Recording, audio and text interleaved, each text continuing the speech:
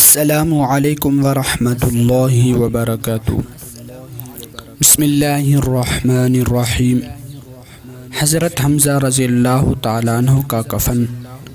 حضور اقدس صلی اللہ علیہ وسلم کے چچا حضرت حمزہ رضی اللہ تعالیٰ عنہ غزوہ احد میں شہید ہو گئے اور بے درد کافروں نے آپ رضی اللہ تعالیٰ عنہ کے کان، ناک وغیرہ اعضاء کاٹ دیے اور سینہ چیر کر دل نکالا اور طرح طرح کے ظلم کیے۔ لڑائی کے ختم پر حضور اکرم صلی اللہ علیہ وسلم اور دوسرے صحابہ رضی اللہ تعالیٰ عنہم اجمعین شہیدوں کی لاشیں تلاش فرما کر ان کی تجہیز و تکفین کا انتظام فرما رہے تھے۔ حضرت حمزہ رضی اللہ تعالیٰ عنہ کو اس حالت میں دیکھا، نہایت صدمہ ہوا اور ایک چادر سے ان کو ڈھانک دیا۔ اتنے میں حضرت حمزہ رضی اللہ تعالیٰ عنہ کی حقیقی بہن حضرت صفیہ رضی اللہ تعالیٰ عنہ تشریف لائیں کہ اپنے بھائی کی حالت کو دیکھیں۔ حضور صلی اللہ علیہ وسلم نے اس خیال سے کہ آخر عورت ہیں، ایسے ظلموں کے دیکھنے کا تحمل مشکل ہوگا، ان کے صاحبزادہ حضرت زبیر رضی اللہ تعالیٰ عنہ سے ارشاد فرمایا کہ اپنی والدہ کو دیکھنے سے منع کرو۔ انہوں نے والدہ سے عرض کیا کہ حضور صلی اللہ علیہ وسلم نے دیکھنے کو منع فرما دیا۔ انہوں نے کہا کہ میں نے یہ سنا ہے کہ میرے بھائی کے ناک، کان وغیرہ کاٹ دیے گئے۔ اللہ کے راستے میں یہ کون سی بڑی بات ہے، ہم اس پر راضی ہیں۔ میں اللہ سے ثواب کی امید رکھتی ہوں اور انشاءاللہ صبر کروں گی۔ حضرت زبیر رضی اللہ تعالیٰ عنہ نے حضور صلی اللہ علیہ وسلم سے جا کر اس کلام کو ذکر کیا تو حضور صلی اللہ علیہ وسلم نے اس جواب کو سن کر دیکھنے کی اجازت عطا فرما دی۔ آ کر دیکھا، انا للہ پڑھی اور ان کے لیے استغفار اور دعا کی۔ ایک روایت میں ہے کہ غزوہ احد میں جہاں نعشیں رکھی ہوئی تھیں، ایک عورت تیزی سے آ رہی تھی۔ حضور صلی اللہ علیہ وسلم نے فرمایا، دیکھو عورت کو روکو۔ حضرت زبیر رضی اللہ تعالیٰ عنہ کو کہتے ہیں کہ میں نے پہچان لیا کہ میری والدہ ہیں۔ میں جلدی سے روکنے کے لیے بڑھا، وہ قوی تھیں، ایک گھونسا میرے مارا اور کہا پرے ہٹ۔ میں نے کہا کہ حضور صلی اللہ علیہ وسلم نے منع فرمایا ہے، تو فوراً کھڑی ہو گئی۔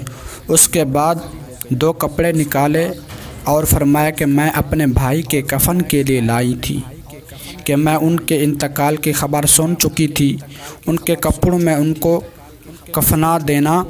ہم لوگ وہ کپڑے لے کر حضرت حمزہ رضی اللہ تعالیٰ عنہ کو کفنانے لگے کہ برابر میں ایک انصاری شہید پڑے ہوئے تھے جن کا نام حضرت سہیل رضی اللہ تعالیٰ عنہ تھا۔ ان کا بھی کفار نے ایسا ہی حال کر رکھا تھا جیسا کہ حضرت حمزہ رضی اللہ تعالیٰ عنہ کا تھا۔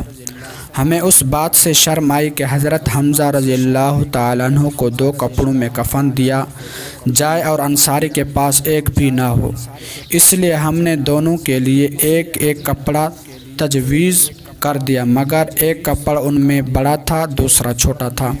ہم نے قرعہ ڈالا، قرعہ میں جو کپڑا جن کے حصے میں آئے گا وہ ان کو کفن میں لگایا جائے گا۔ قرعہ میں بڑا کپڑا حضرت سہیل رضی اللہ تعالیٰ عنہ کے حصے میں آیا اور چھوٹا حضرت حمزہ رضی اللہ تعالیٰ عنہ کے حصے میں آیا، جو ان کے قد سے بھی کم تھا۔ اگر سر کو ڈھانکا جاتا تو پاؤں کھل جاتے اور پاؤں کی طرف کیا جاتا تو سر کھل جاتا۔ حضور اکرم صلی اللہ علیہ وسلم نے ارشاد فرمایا کہ سر کو کپڑے سے ڈھانک دو اور پاؤں پر پتے وغیرہ ڈال دو۔ ابن سعد رضی اللہ تعالیٰ عنہ کی روایت میں ہے کہ حضرت صفیہ رضی اللہ تعالیٰ عنہ جب 2 کپڑے لے کر حضرت حمزہ رضی اللہ تعالیٰ عنہ کی نعش پر پہنچی تو ان کے قریب ہی ایک انصاری اسی حال میں پڑے ہوئے تھے، تو ایک ایک کپڑے میں دونوں کو کفن دیا گیا۔ حضرت حمزہ رضی اللہ تعالیٰ عنہ کا حضرت حمزہ رضی اللہ تعالیٰ عنہ کا کپڑا بڑا تھا۔ یہ روایت مختصر ہے۔